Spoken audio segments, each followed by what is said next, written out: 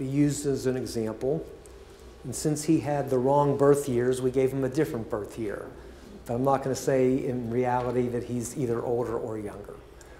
But let's assume for discussion's sake he is 68 years old and he has $1 million in his IRA. And let's forget about dying for a moment. And let's say that he takes to heart my advice, don't pay taxes now, pay taxes later. All right?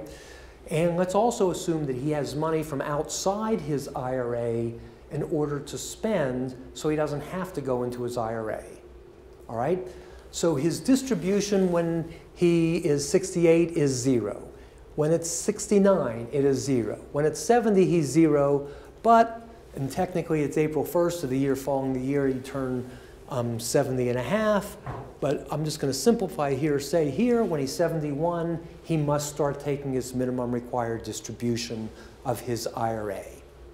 How do you calculate that?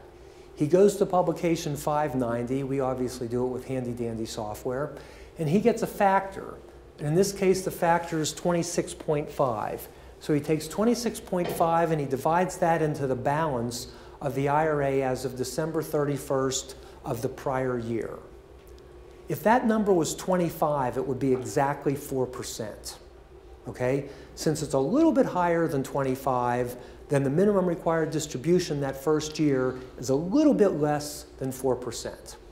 Then, if the money is growing at, say, 5%, then the fund continues to grow because it's earning 5, he's taking out 4. But the factor for the next year is 25.6. Still less than 4%, but a little bit higher than before. So his distribution goes to 45,000. And that pattern continues for a long time. Now, by the way, the software turned red when he was 86 years old. Anybody know why this? I didn't do anything special to the software. Does anybody know why it turned red when John turned 86?